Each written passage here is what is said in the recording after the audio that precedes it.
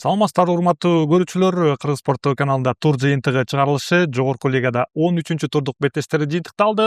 Дал ушул оюндарды менин кесиптешим Актылек Жанчиев менен чогуу талдайбыз. Кош келдиңиз студияга жана бүгүн дал ушул кызыктуу сүйлөшүүлөрдү, ошондой эле талкууларды жаратабыз деп ишенип турам. Саламатсызбы Адилет. 13 жогорку лиганын 13 туру чыныгы кызык болду. Эмне үчүн дегенде биздин ички чемпионат акырындан ортосуна келип жатат жана ушул турда 2-1 мындайча айтканда ортоңку оюндар болду. Кызыктуу. Андан тышкары деле бүт эле оюндар карап турсак, жакшы оюндар жүрүп турат. Астында ылдыйда келаткан командалар акырындан өзүнүн угуна келип күчтөнүп атат жана топ командалар, лидер командалар да очко жоготуп, упай жоготуп жана азыр уже айтса болот, кайсы командалар өйдөрөөк болот жана кайсы командалар ылдыйраак болуп аягында чемпионат бүтөт. Ооба, бир канча жылдан бери мына жогорку лиганын, буга чейинки премьер лига беттештерин дагы баяндап кызматта болобуз. Антан биздин ички чемпионатты, кыргыз футболун деги эле жакшы билесиз экендигин билебиз. Анда эмесе тур Кант шаарындагы Нитро Арена стадионунда башталды. Анда Илбирс командасы Талантты кабылдады. Турнирлик жадыбалда карай турган болсок, Талантка көбүрөөк 3 упай керек болчу. Себеби дегенде мына 14-чү орунда бара жатат. Оюну жана курамы боюнча дагы күчтүү болгонуна карабастан, ошондой эле маштурчулар штабын билебиз. Бул Урмат Абдыкаримов баштаган азырынча олимпиадалык курама командасындагы баш маштурчусу. Бирок мына клубдук деңгээлде 20 жашка чейинки команда андан жогору турат. Андыктан бул беттеш дагы кызыгууну жаратты. Оюнга келе турган болсок, жабык түрдө өттү. Себеби дегенде эки команда тең. Көбүн эсе бул Илбирс командасы 5 коргоочу менен чыгат. Мунун тактикалык схемасын билебиз жана жалпы беттеш жүрүшүндө Талант бир катар кооптуу абалдарды жаратканы менен эсеп сандар 0-0 болуп калды дагы. Эки команда бирден упайга ээ болушту. Бул жерде көбүн эсе Талант упайды жоготту десек туура болот. Ал эми Илбирс тескерисинче бул беттештен упайды алды десек туура болчудай. Сиз үчүн жалпы эле быйылкы сезондогу ушул эки командага кандай баа бересиз? Мына Илбирс бир катар бул команда жаштык кылат, стабилдүүлүк жетишпейт кай бир учурда. Бирок мына ушундай лидерлерден дагы, мына Талант сыяктуу командалардын дагы упайды тартып алган жайы бар. 20 жашка чейинки жаштар курамасы болгону менен бир катар легионерлер да кошкон болчу. Нурбек Жолдошев эми команда кандай көрсөтүүдө оюндардын серигинде мына 5 коргоочу менен ойногон командалардын катарына кирет? Илбирс командасы быйыл аябай сүйүндүрүп атат мени. Эмне үчүн дегенде жаш курам болбосо дагы өзүнүн мындайча айтканда деңгээли күчтүүрөөк командалар менен теңге тең тайлашып жана көрүнүп турат. Илбирс, Нурбек Жолдошев жакшы иштеп атат команда менен. Эмне үчүн дегенде жаш балдарга 16 команда биздин жогорку лигада, ошол 16 команданын көбүнчөсү жакшы легионерлерди сатып алып өз курамына кошуп, Илбирсте да легионерлер бар, бирок жаш балдар экенин унутпашыбыз керек. Ага карабастан Илбирс жакшы бир нукта келе атат азыр орто жакта турнирлик жадыбалда. Бул сүйүндүрбөй койт. Эмне үчүн дегенде бул жаш балдарга эң биринчиден күчтүү легионер келип туруштук кылганы бул балдардын өсүшүнө жакшы. Жана Талант командасы деле ошондой, жаш балдар көп курамында. Талант команданын көбүрөөк бул сезондо күткөн, бирок Талант командасы бул кандай десем, биринчи жарымын ушундай өткөрүшү мүмкүн. Экинчи жарымда кичине прогресске жетип, балким результаттар жакшыраак болчудай командада. Эмнеси болсо дагы Талант дагы Илбирс дагы чоң командаларга жакшы туруштук берет дагы келечекте. Бул беттешке кайрыла кетсек, өзүм баяндамачылык кызматта элем жана Илбирс көбүн эсе ушул сезондун жүрүшүндө же болбосо биринчи айланпада чалгып баштаганбы айтор. Мына көбүн эсе жаш футболчулар өзүн жакшылап көрсөтө албай калды. Балким бул атаандаш Таланттын активдүү ойногонуна байланыштуу болуш керек. Бирок легионерлер бар, легионер экен. Илбирсте мына чабуулда өзгөчө Карпук баштаган, Алишер Рахимжанов баштаган оюнчуларда бир катар мүмкүнчүлүктөр болду. Гевличте дагы. Бирок Талант командасы бул жерде бул беттешке Давид Паланка чыга алган жок. Ошондой эле бир катар оюнчулар жок болуп чыкты жана айрым маалыматтардын айтымында Талант командасында курамда көбүрөөк өзгөрүүлөр болот деп айтып жатышат. Андыктан бул беттешке Азимбек Алымбеков борбордук чабуулчу позициясына чыкты жана бир катар мүмкүнчүлүк болгону менен Готра, бул жерде Илбирстин дарбазачысы, эң бир мыкты оюнду көрсөтө алды. Күтүлгөн голдордун саны боюнча албетте таланты көбүрөөк болду. Себеби дегенде минимум дегенде 300% кооп таап алды, текке кетирди. Балким Урмат Абдыкайымов ошого дагы нааразы болушу мүмкүн. Оюн бар. Ортоңку бөлүктө таптакыр эле ээлеп алышты бул жерде. Легионер оюнчу Сеет Даксич менен Кабахидзе ортоңку бөлүктө, анан Илбирсте салыштырып көрсөк Канай Медербеков чыгып калды да.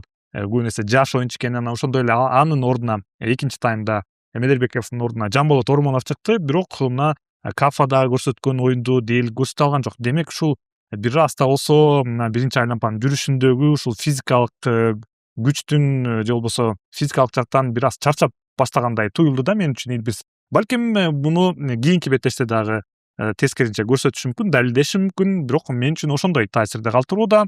Жана дал ушул Илбирс командасына көбүрөөк ушул тыныгуу керектей болуп жатат. Ошондой эле трансфердик мөөнөттө ушул Илбирс командасынын бир катар оюнчуларына дагы ушул топ 6дагы командалар тарабынан кызыгууну жараткан оюнчуларды өзүнө тартуу дагы жүрүп жаткан экен. Эми муну трансфердик мөөнөттө балким маалыматтар чыгышы мүмкүн, бул тууралуу айтпай турабы. Бирок ушул кызыгуу, ошондой эле футболчуларды өз командасына тартып кетүү дагы жүрүп жаткандыгын айтсак болот. Мына ошентип Илбирс Талант 0-0 эсеби менен 13-турдук беттешти ачып беришти. Андан кийин кийинки беттешке назарды бурабыз. Бул жерде Кара Балтай шаарында дагы бир 6 упай үчүн беттеш жүрдү десек туура болот. Себеби дегенде Кыргыз Алтын менен Абдыш Ата ооба таң калыштуу. Абдыш Ата командасы аутсайдерлерден орунда 15-орунда бара жатат. Жыйынтыгында мына Кыргыз Алтын командасына конокко барды дагы. Өзүңүз бул беттеште баяндамачылык кызмат болдуңуз. Ошондой эле бул беттеш тууралуу көбүрөөк сөз кылабыз деп ишенип турам. Себеби дегенде Кыргыз Алтын командасында дагы жаңы маштыруучу жана алгачкы упайына ээ болду.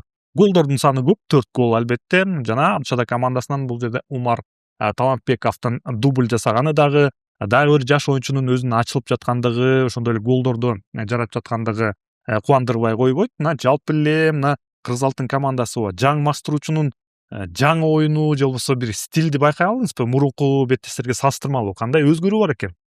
Абдыш Ата командасы мурункудай эмес, өзүңөр билгендей, курамында көп жаш оюнчулар бар. Аларда да машыктар алмашып эски мурунку тренер келди, Жылан Арикан. Эми мурун чемпиондук составы болгон кезде ага чейин Жылан Арикан мындайча айтканда тажрыйбалуу оюнчулар менен иштеп, эми бул жерден көрөбүз жаш балдар менен кандай иштей элет экен.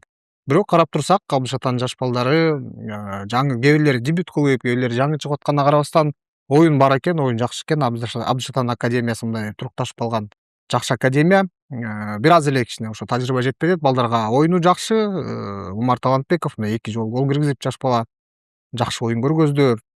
Алардын атаандашы Кыргыз Алтын деле алсак, негизи ошо оюнду баяндап отуруп, көп катачылыктар бар. Бирок бул мындайча айтканда оңдолуучу каталышалар да. Бул 2 машыктырууга чейин кичине убакыт болсо, мына ортодон азыр трансфердик терезе ачылып, кубоктун оюндары болуп, командалар бир 10 күндөй ойношпойт. Ошол убакта мен ойлойм, акырындан өзүнүн угуна келип, 2 команда тең, эң астында жүрбөсө дагы келечекте жакшы оюн көргөзөт. Эмне үчүн дегенде, оюндан кийинки интервьюсунда Хаким Фузайлов айтып кетти, обязательно мындайча айтканда оюнчулар келет экен, алабыз деди. Хаким Фузайлов өзү машыктыруучу, селекционер болуп иштеген көп жылдар бою, көп тажрыйбасы бар, өзү тааныган оюнчуларды алып келет болуш керек. Если Кыргыз Алтын чоңдору ошого макул болсо, дагы бир жакшы, кыйын, күчтүү оюнчулар күтөт болуш керек Кыргыз Алтында. Бирок азыркы деле курамы жаман эмес. Оюндан кийин атайын сурадым, сурап ушул балдардын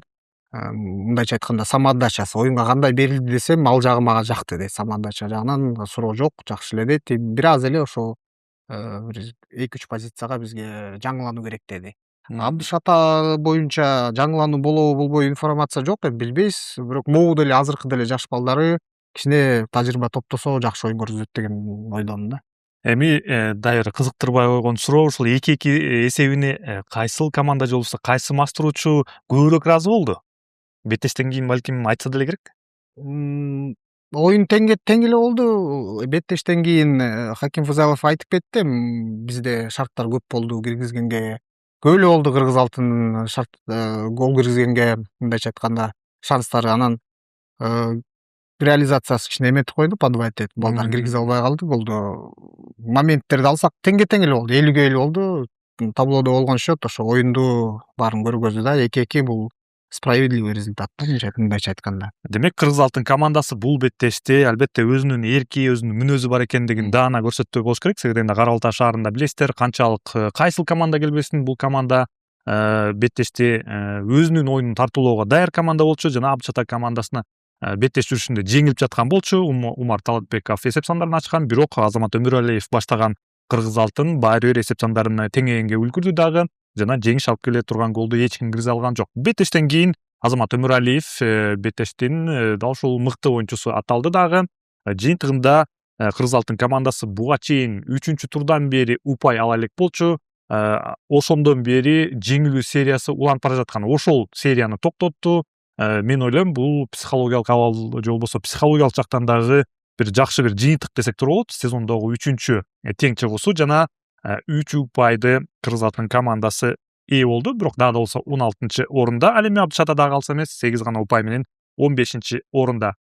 Мына ошентип Кара Балтай шаарындагы беттеш жыйынтыкталды. Ошол эле күнү Өзгөн шаарында жергиликтүү Өзгөн командасы Токтогулду кабылдады жана дагы бир кызыктуу беттеш дал ушул түштүк аймакта орун алды. Өзгөн командасы билесиздер топ 6 ушул мыкты командалардын арасында бара жатат. 4-чү орунда бара жаткан жайы бар жана бул команда дагы ушул эле оюн өтө оор болду. Себеби Токтогул командасы бул командага дагы упайлар абадай зарыл болуп турат. Себеби ушул эле көбүн эсе жеңилүү сериясы уланып бара жатат. Андыктан бул командага дагы көбүрөөк балким пауза, ошондой эле трансфердик терезе дагы ачылса деп турат болуш керек. Оюнга келе турган болсок, көбүн эсе 1-1 эсеби болуп жаткан болчу, бирок мына кошумча берилген мүнөттө Өзгөн командасы жеңишке ээ болду. Бул команданын мүнөзү, эрки ушул жалпы эле азыр ооба 8-чи жеңишине ээ болду турнирлик жадыбалда. Бирок ушул чоң дистанцияда топ 5 команда менен аралашып, лидерлер менен аралашып, көбүрөөк упайларды жоготпой кармалып калабы? Мына Надыр Мамадалиевдин командасы Өзгөн командасына кандай баа бересиз? Өзгөн командасы мени таң калтырды эмне үчүн дегенде, мындай жыйынтык ушу 13 турдан кийин 4-чү орунда болот деп күткөн эмесмин. Бирок карап турсак, жакшы, мындайча айтканда курама чогулуптур, жакшы тренер, өз командасын билген, оюнчулар дагы ар бир оюнда өзүн аябастан акырына чейин ойноп, упай топтоп жана мына оор оюн болду. Токтогул менен 1-0 утулуп келип анан 2 гол киргизип аягында утуп кетишти. Менин Өзгөн командасы менин бир жакшы көргөн командалардын бири Кыргыз премьер-лигасында. Эмне үчүн дегенде, ушундай командалар негизи эле көп эле көрүүчүлөргө жагат болуш керек. Мындайча айтканда командасы характерин да. Оюну дагы атаккуу, особенно алдыга жүрүп ойногону, мындайча айтканда защитада отурбай, постоянно атакка ойношот. Ошол жагы мага аябай жагат. Анан Өзгөн командасы, эми бизде информация жок, бирок бүт эле командалар 16 команда могу трансфердик терезе ачылганда көп эле мындай өз ичинде чемпионат, могу биздин чемпионаттын ичинде оюнчулар ары бери өтөт болуш керек. Өзгөн командасында дагы кызыктуу оюнчулар бар. Ошолорго биздин топ командалар көз салып, балким алып келип калса, ошондо эле артка түшүп калбаса, ушул урам менен ойносо, Өзгөн мен ойлойм жакшы бир жыйынтыктарга жетет оюн чемпионаттын аягында. Токтогулду ала турсак, ал башында жакшы баштаган Токтогул командасы, анан акыркы учурда эле утулуштар көп болот. Буга эмне себеп экени тоже белгисиз, эмнеге мындай болуп атат. Бирок Токтогул деле мындай мындайча айтканда составы күчтүү, тренери күчтүү. Анан могу азыркы келе жаткан тыныгуу бул командага да жардам берет болуш керек. Анан келечекте Токтогул балким дагы бир топ командаларга туруштук берет деп ойлойм. Ооба, мына узак дистанцияга дагы, чемпионатка катышууга дагы тажрыйба керек. Ушул Токтогулга дал ушул жагдай жетишпей жаткандай. Мына бул беттеште дагы Гамозов алгач эле эсеп сандарын ачкан болчу. 1-0 эсеби жана 64-мүнөткө мүнөткө чейин жеңип жаткан команданын катарында эле. Бирок Өзгөн мына баары бир бул команда өткөнкү жылдан бери бир сезонду өткөрүп койду. Тажрыйба айта турган болсок көбүрөөк десек туура болот. Мына жыйынтыгында эсеп сандарын теңеди. Андан кийин мына кошумча берилген мүнөттө Рамин Ахмадов жеңишти алып келди дагы. Мына керектүү 3 упай. Бул эми Өзгөн командасы канчалык бышып калды, мына бир канча убакыт гана өткөнү болбосо, бирок мына тең талаша аягына чейин күрөшөт экендигин көрсөтө алды. Буга чейинки конокто өткөргөн дал ушул Азия менен болгон оюндарда бир жеңилип калган жайы бар эле. Ошол мына жеңилүү серияларын токтотуп мына жеңиш сериясына дагы кайрадан бара жатканын көрсөтүүдө. Андыктан албетте кубантпай койбойт. Биринчи айланпанын дээрлик соңуна келип калдык. Дагы да болсо өзгөн командасы лидерлеринин катарында.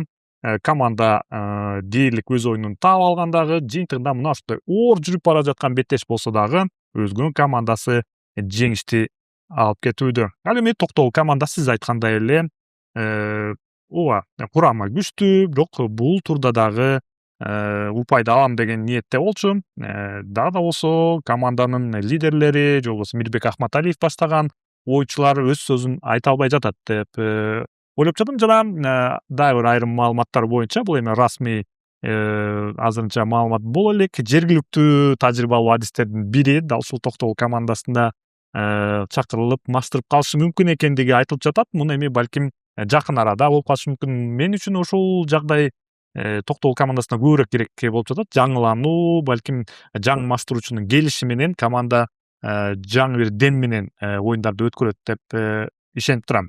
Анда эмесе кийинки беттешке назарыбызды бура беребиз. Бул жерде 22-июнь күнү Достук аренада 5 күнгөйдө дебютанттардын тиреши дейбизби, өткөн жылкы жаңы чыккан командалар Азия Гол менен Бишкек Сити тирешти. Бул жерде украиналык жана орусиялык адистердин Леонов жана дал ушул Бишкек Ситинин командасы бул жерде акыркы убактарда дал ушул Азия Гол кызыктуу оюндарды өткөрүп жаткан. Байма-бай 3 упайга ээ болуп жатты эле, бирок Бишкек Сити дагы кем калбастан бул команда дагы өзүнүн футболун табып алуу аракетин көрүүдө. Жыйынтыгында Бишкек Сити бул беттеште жалгыз голду жаратты дагы, 1-0 эсебинде 3 упайга ээ болду.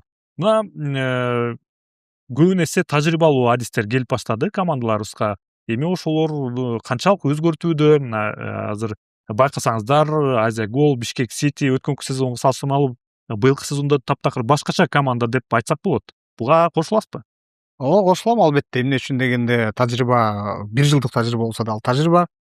Бишкек Сити жана Азия Гол командалары бул ресурстары бар командалар.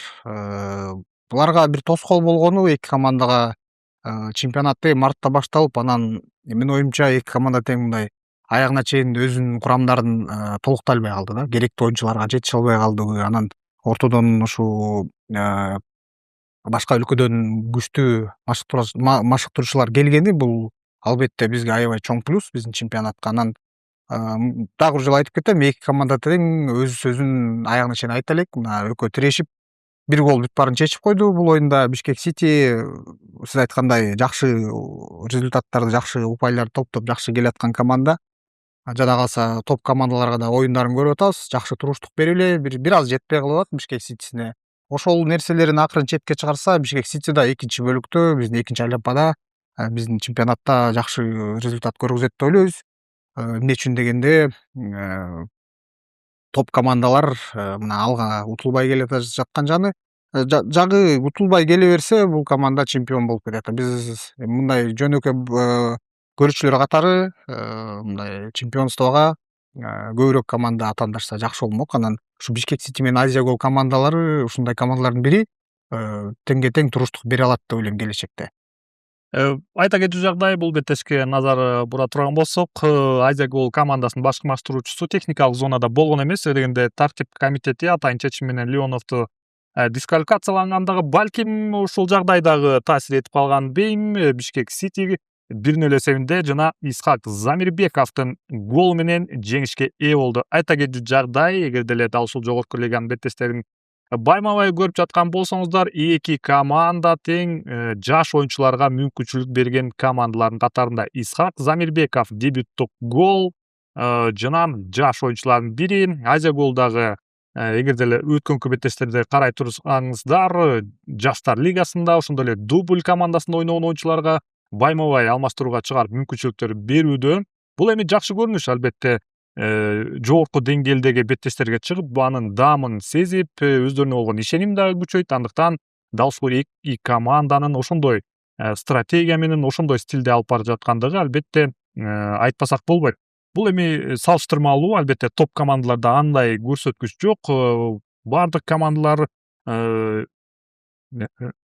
легионерлерге, ошондой эле тажрыйбалуу оюнчуларга гана мүмкүнчүлүктөрдү берип жатат. Ал эми бул эки команда ким менен ойнобосун ошол запаста калган жаш оюнчуларына ой талаасына чыгарып, мына Исхак Замирбеков албетте жогорку лигада алгачкы голу менен кошо 3 упайды алып берди. Андыктан бул жагдай туура эле чечим экендигин башкы маштурчу дагы көрүп жаткандыр. Андыктан кийинки беттестерге дагы жалпы эле өздөрүнүн тарбиялануучулары, жаш оюнчуларга мүмкүнчүлүк берсе, албетте бул жакшы көрүнүш. Жыйынтыгында Бишкек Сити бул жеңиш менен турнирлик жадыбалда өзүнүн акыбалын дагы жакшыртып алды. 8 орунга көтөрүлдү. 15 упайы бар. Ал эми Азия Гол командасы 12 орунда калды. Кийинки беттешке назарыбызды бурабыз. 22 июнь күнү Алай командасы Ошмуну Ош шаарында кабыл алды. Бул дагы Оштун дербиси. Жана Алай командасы буга чейинки 6 орунда бара жаткан. Бир катар оор беттештерде 3 упайды алып кетти Бакыт Маматовдун командасы. Бирок Ошму бул турдагы башкы сенсацияны жаратты. Өңдөнөт Масловскийдин 2 голу Ошму командасына жеңишти алып келди. Жана жыйынтыгында 2 команда бири-бирине кошуна болуп калышты. Ошму 7 орунга көтөрүлдү. Жана албетте сиз дагы күткөн эмес болушуңуз керек мындай жыйынтыкты. Себеби дегенде Алай буга чейин талантты конокту жеңип алган болчу. Анан туруп эле өз үйүндө жеңилип калууда. Ошму балким Алай үчүн оңтойсуз атаандаштай көрүнөт. Алай командасы быйыл ушундай ойнолот. Кээ бир оюндарда күчтүү командалар утуп коет. Стабилдүүлүк жетишпейт. Стабилдүүлүк жетишпей атат да Алайга. Бир аз стабилдүүлүк болсо деле Алай азыр турниктагы жадыбалда өйдөрөөк келатмак болуш керек.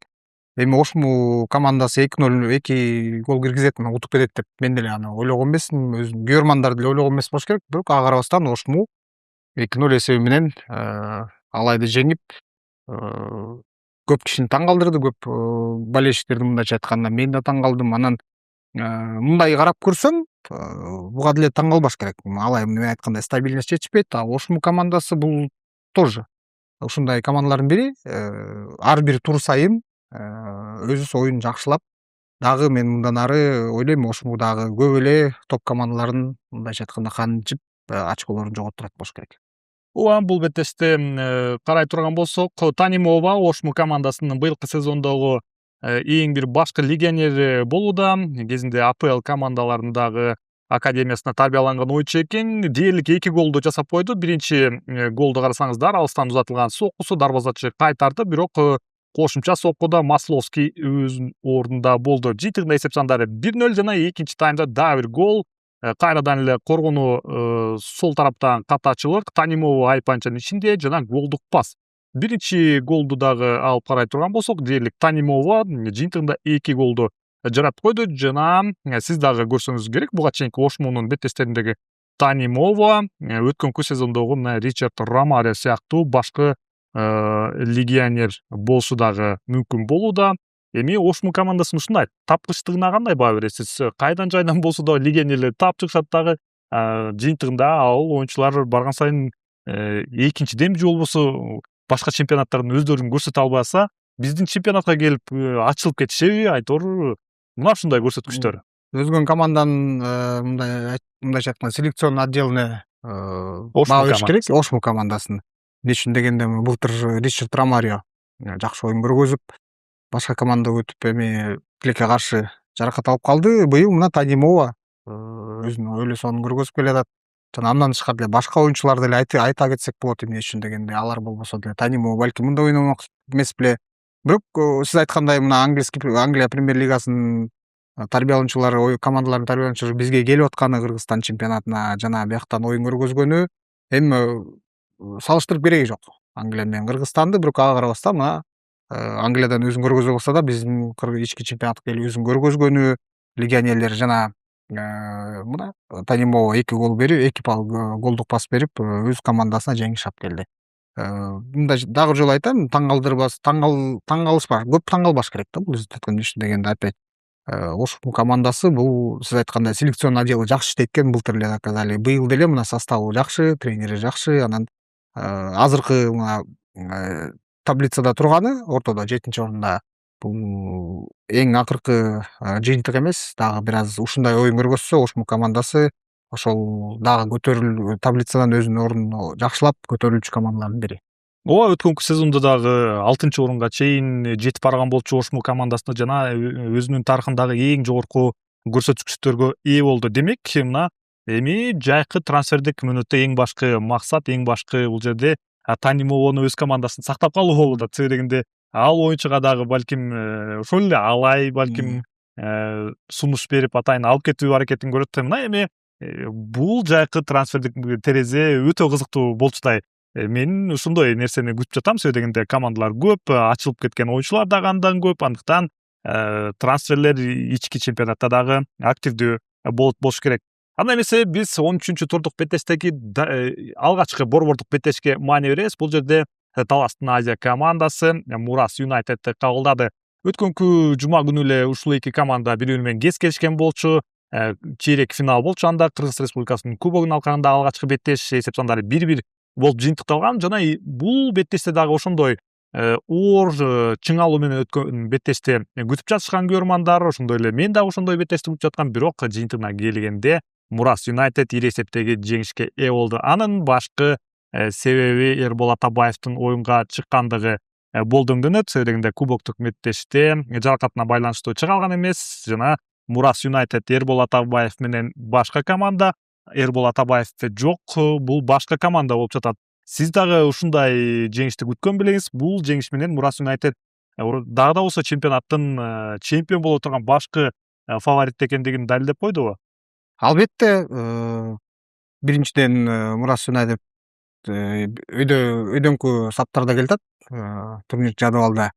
Бирок бул оюндан мен мындай жакшыраак туруштук күткөм. Азиядан 1-1 ойношту кубокто, сиз айткандай. Ага чейин Мурас командасы өзүнүн түзмө-түз атаандашына утулуп калган үйүндө алгага. Анан ойлоп кеттим бир ортодон Мурас Юнайтед акырынан балким формасын жоготконбу, анан бул оюнда ушу Азияда кичине шанс болот болуш керек, даже 3 упай алып кеткен болуш керек да. Бирок сиз айткандай Эрбол Атабаев быйыл өзүн мен такыр күткөн эмес, башка жагынан көргөзүп, көп гол киргизе алат экен. Бомбардир мындайча айтканда сапаттар бар экен. Голевой голдук пастарды берип, башка позицияларга ойноп, өзүнүн сонун көргөзүп атат Эрбол Атабаев. Анан сиз айткандай ушу бул турда жеңиштин бир кесепети ал Эрбол Атабаевдин старттык курамга келгени. Дагы бир жолу мактап кетейин. Эмне үчүн дегенде мен такыр күткөн эмесмин. Ортодо ойночу, өзүбүз билебиз, мына ортодо ойноп, мындайча айтканда дирижер болуп жүрчү. Азыр мына башка жагынан өзүн көргөзүп, жана Мурас Юнайтед командасын алдыга сүрүп турган кези, баягы алгага буга чейинки турга утулуп калганы бул мындай эле бир күндүк ошибка окшойт да. Бир күндүк мындайча айтканда кийин уже Мурас Юнайтед кайра эле үз нугун бербей, быйыл чемпиондукка ат салат. Ар бир оюнчу Мурас Юнайтед ушуну түшүнүп турат болуш керек. Быйыл мына чемпиондукка ат салышыбыз керек, ойношубуз керек деп. Анан бул жакшы, бул бизге жакшы. Эмне үчүн дегенде Мурас Юнайтедтен тышкары көп команда быйыл чемпиондукка аттанып атат. Жана өзү деле Азия командасы.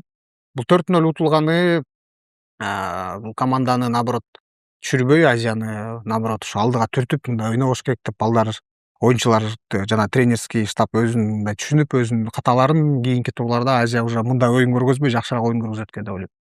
4 жолу 1-0 менен утулганга караганда бир жолу дал ушул 0-4 эсеби менен жеңилип койгон туурараакпы. Айтор Азия командасы сезондогу экинчи жеңил узасына ээ болду дагы. Жана Мурас Юнайтед командасы Эрбол Атабаев, ооба, сиз айткандай эле бул оюнчунун быйылкы сезондо башкача жалпак тилге салып айтайын, праймы болуп жатат өңдүү. Себеби дегенде Апчата командасы чемпион болуп келген учурда дагы мындай Атабаевди көргөн эмес элек. Жыйынтыгында мына Атабаев ассист боюнча дагы, голдор саны боюнча дагы чемпионаттын башкы сабында бара жатат. Андыктан Эрбол албетте Мурас Юнайтеддин баш маштуурчусу дагы туура позицияны тандап бергендей.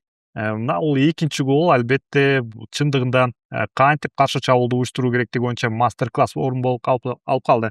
Айпанчанын сыртына кирип кирбестен дарбазанын тогуздуктагы эмес экен, ооба. Бирок баары бир дал ушул Азиянын дарбазачысы команданы сактай алган жок. Айта кетүү жагдай, Азия командасы биринчи бөлүктө өтө активдүү болду. Голдун абада дагы Азиянын мыкты мүмкүнчүлүктөрү, бул жерде Максат Алыгуловдун башы менен ошондой эле ушул алыстан сокку узаткан көрсөткүчтөрү XG боюнча албетте күтүлгөн голдор дагы Азия командасына биринчи бөлүктө көбүрөөк болуп турду. Бирок ийгилик бул беттеште Мурас Юнайтедке жылмайып калды. Эрбол Атабаевден дубль, ошондой эле Ырыскелди Маданов бул Мурас Юнайтед командасына кошулду. Буга чейин Словакиянын командасында оюндарга балким чыккан эмес, жөн гана машыгуу жыйын катары барып келген. Жыйынтыгында Маданов дагы да болсо өзүнүн формасы өз нугунда экендигин көрсөттү. Каршы чабуулдар боюнча Мурас Юнайтед бул жерде Атабаевдин албетте голдук пасын дагы айтып кетпесек болбойт. Жыйынтыгында Мадановдон гол жана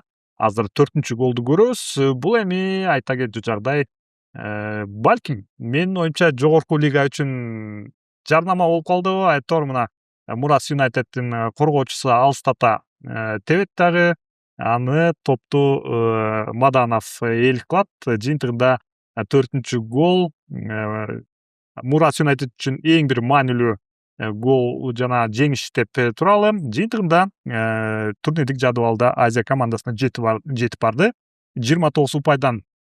Дагы бир жагдай айта кетчү нерсе, Азия командасынын башкармаштыруучусу бул жерде техникалык зонада болгон эмес, дегенде дагы бир тартип комитетинин чечими менен бул жерде ал бул оюнду жөн гана көрөрмандар отурган жерде болушу болуп турду. Андыктан балким бул жагдай дагы өзүнчө таасир бергендей. Жыйынтыгында эми Азия командасы бул ушундай жеңилүүдөн кийин өзүнө кантип келет, бул дагы кызыктуу суроо. Ошондой эле кийинки беттеште дагы Мурас Юнайтед менен кез келип калат. Дегенде кубоктук беттештин жооптук оюну Манас шаарында өтөт. Ошондой эле дагы бир беттеш 13-чү турдук оюндардын алкагында борбордук беттеш бул Бишкек шаарында учурдагы чемпион конокко келди жана беттештин жүрүшүндө көбүрөөк Барс командасы топко көзөмөл кылып, оюндун нугундагы өзүнө алган эле, бирок Максим Лисицин баары бир жеңишке ээ болуп кетти. Жыйынтыгында эсеп сандар 3-1 жана 13-чү турдук оюндардан кийин дагы турнирлик жадыбалда лидер алмашты. Алга командасы активдүү баштаган оюнду 1-0 эсебинде алдыга чыкты, бирок Саид Датсиевдин дагы бир супер голу 1-1 эсеби катталды. Тынуудан кийин алга командасы 2 голду дээрлик 2 мүнөттүн ичинде жаратып койду дагы жеңиш алып келген гол. Эми бул беттештен эмнени күттүңүздөр эле? Сизге суроо албетте. Мынчалык гол кирет экен деп мен күткөн эмесмин. Бирок жыйынтыгында жеке чеберчилик оюнчулардыкы өтө жогору. Дегенде эки команда тең улуттук құрама команданын оюнчулары дагы көп нерсе берип старттык курамда чыгышты. Жыйынтыгында ошол жагдай таасир этти өңдөнөт. Эми бул оюн мындай оюндардын бири, же ушундай көп гол кирмек, же 0-0 менен бүтмөк да. Анын жакшы эки команда тең жабынып алган жок. Мындайча айтканда алдыга жүрүп атакующу өңгөргөздү. Алга көбүнчөсү 2-3 тур мурун айтып атышкан, алга быйыл күчтүү командалар менен ойноп элек, могу утуп келатканы бул деген жөн эле бул баягы өзүнөн кичине слабыйраак командалар менен ойноп аткан, ошон үчүн жеңип атат деп аткан. Мына 3 турдан бери алга элдери болельщиктер көргөзүп келатат, что мунун баары жөн эмес. Максим Лисицин өзүнө керектүү оюнчуларды чемпионат башталарда эле алга даярданып, өзүнө керектүү оюнчуларды алып келип, селекцияны жакшы жүргүзүп алганын айтсак болот. Бул мындайча айтканда ушу чемпионатка аябай даяр келген, өзүнүн составын чогултуп, селекционный игрокторду алып келип, жана биз Максим Лисицин биринчи жыл иштебей эле биздин Кыргызстанда, ал биздин Кыргызстан футболун жакшы билет болуш керек, ошол да жардам берип атат. Негизи эле тренерлик жактан Максим Лисицинга аябай бир мындай мактоо керек. Эмне үчүн дегенде биз менен Кыргызстан курамасы менен иштеп жүргөндө да алга менен да иштеп, мына өзүнүн мындайча айтканда профессионализмин көргөзүп, бирок бул оюнда дагы бир жолу айтып кетейин, 3-1 күткөн эмесмин. 2-1 болобу же 1-1 болобу деп ойлогом. Бирок өзүнүн контр чабуулдарын алга жакшы өткөрүп, 2 гол киргизип, 1-1 болуп аткан кезде 3-1 кылып кетти. Ошол Барс командасынын оюнчуларын кичине моралдык жагынан сындырып койду окшойт. Андан кийин өзүнө келе албай 3-1 менен утулуп калды. Жакшы, эмне үчүн дегенде алганы мына көп жылдан бери легендарлуу команданы күткөнбүз, качан өзүнө келет деп, жакшы селекция жүргүзүп, мына жакшы тренерди алып келип, азыркы учурда алга чемпиондукка эң бир мындай жакшы бир кадам жасап келаткан командалардын бири. Барстан деле күтүп атабыз, жакшы оюн көргөзөт деп көрөрмандар күтүп атат. Баягы мен Караколго барып буга чейин Кыргыз алтын менен болгон оюнда бир фанаттар, көрөрмандар менен сүйлөшүп калып, ошол жакшы бир сөз айтты да: чемпионду утуш оңой, а чемпионду сактап калыш оорураак деп. Ошол балким Барска кичине тоскоолдук кылып атабы. Бирок бул аяк эмес, 10 эле тур бүттү. Жакшы алга уткан. Эмне үчүн дегенде, Барс командасында 2 оюндагы запаста бар. Азыр 23 упай менен 5 орунда. Ошол 2 оюнда жеңишке жетсе, 29 упай менен кайра 1 үчтүккө көтөрүлгөнгө шарты бар. Кайра эле айтып кетейин, бул чемпиондукка 2 же 3 команда эмес, көбүрөөк команда ошо чемпиондук күрөшкө катышса, бул биздин чемпионатка аябай жакшы болот. Ооба, бул беттештен эмнени байкасак болот? Айта кетчү жагдай, алга командасы ооба, Барс командасына топту берип коюп, экинчи номер менен ойноо стилди же болбосо тактиканы тандады.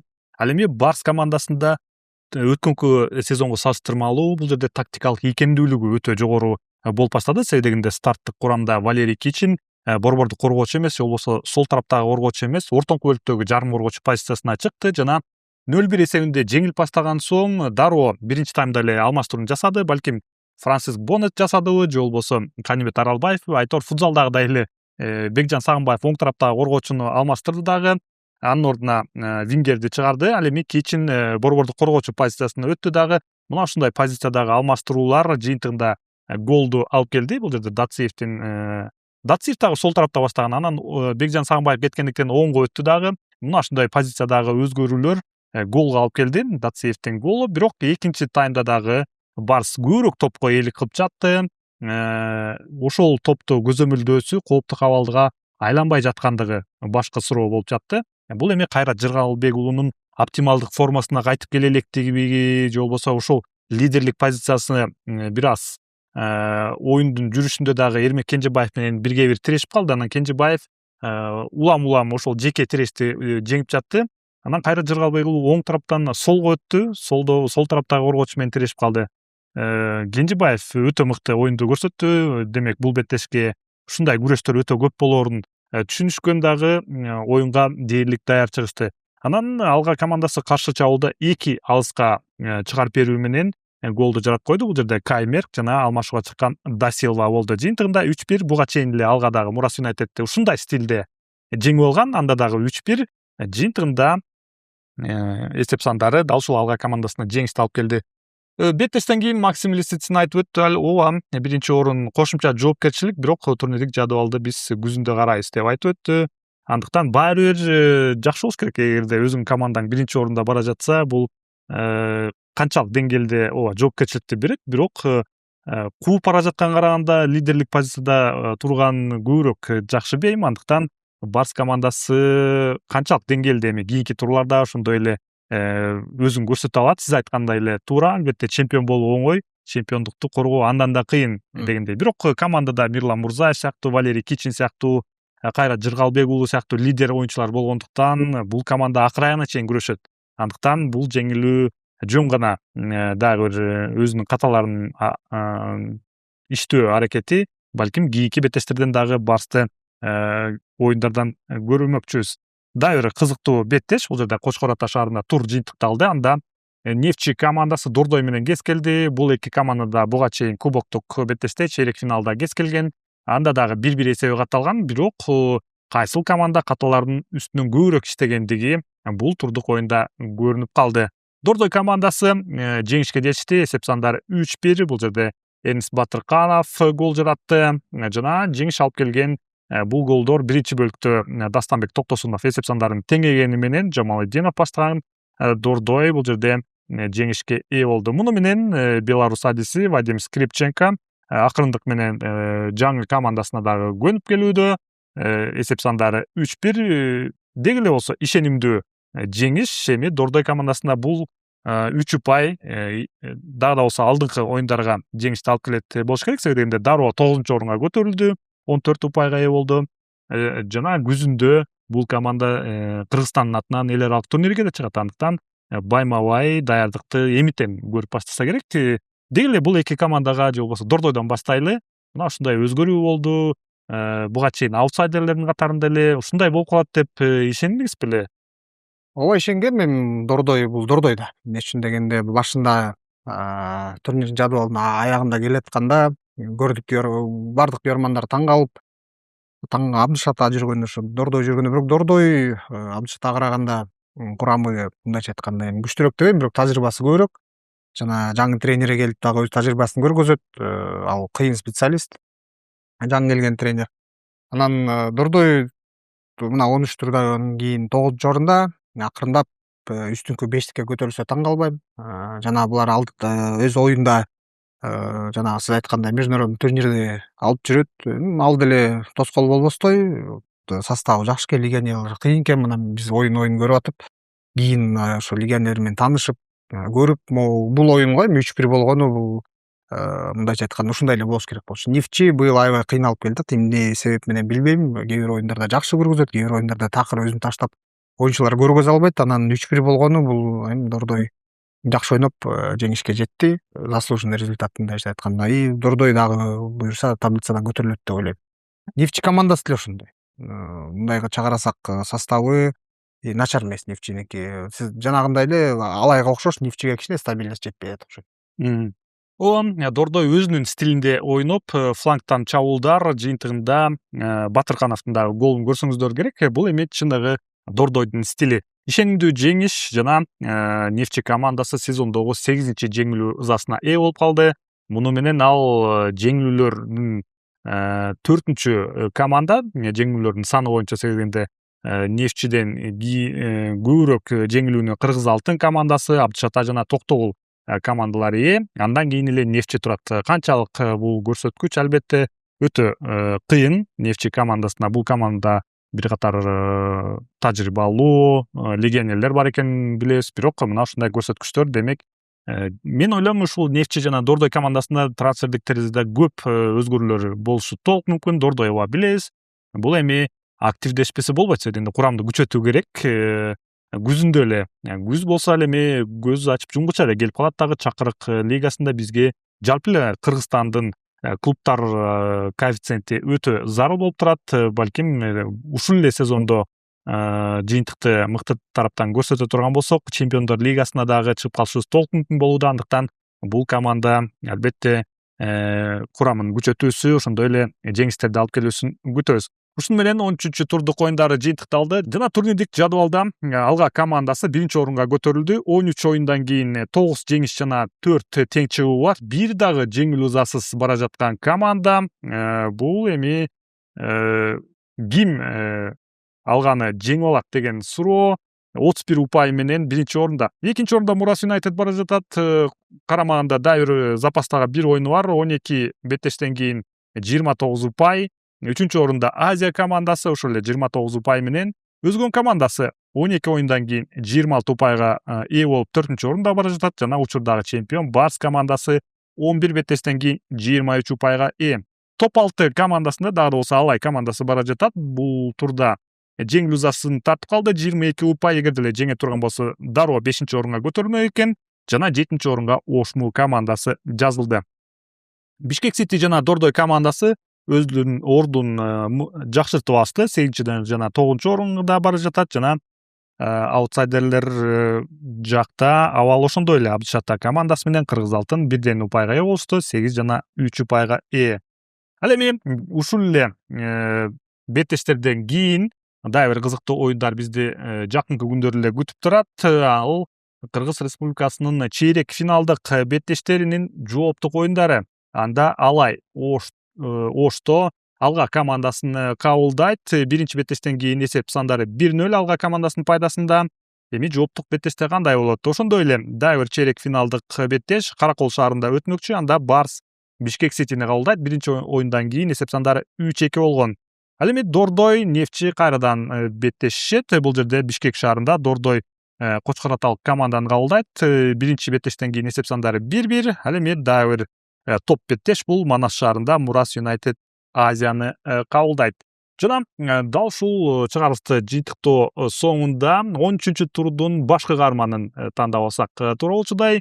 Албетте мен Мурас Юнайтед же болбосо Алга командасынан тандоо орун алат дейм. Мен үчүн бул Алга командасынан дейли. Бул жерде коргоочулар линиясы ошондой эле Эрмек Кенжебаевдин мыкты таризде ойногону жакты. Себеби 1-1 оюну көп топ үчүн күрөштөрдү жеңип алды. Ушул жеңиш алып келген башкы формулалардын бири болуп калды көрүнөт Кенжебаев. Мен Эрмек Кенжебаевди тандамакмын. Сиз ушул 13 турдук беттештерди баамдап кимди тандайсыз? Балким ошол эле Мурас Юнайтеддин оюнчуларынан болуш керек. Эрболот Атабаев же Эрмек Кенжебаев экөөнүн бирөөсү. Эми централдык оюн болгондуктан алга менен барыс мен деле ошо Эрмек Кенжебаевди ойлойм. Ооба. Чындыгында мына ошондой Эрболот Атабаев, Эрмек Кенжебаев сыяктуу оюнчулар өздөрүн мыкты таризде көрсөтө алды. Экөө тең улуттук курама команданын оюнчулары, андыктан өзүнүн чеберчиликтерин далилдеп жаткан жайы бар. Муну менен биз тур жыйынтыгын жыйынтыктайбыз. Бүгүнкү студияда конокто кесиптешим Акылет Жанчиев болду. Сизге ыраазычылык. Жана мен Адилет Керимбек уулу. Кийинки беттештерден көрүшкөнчө саламатыңыздар.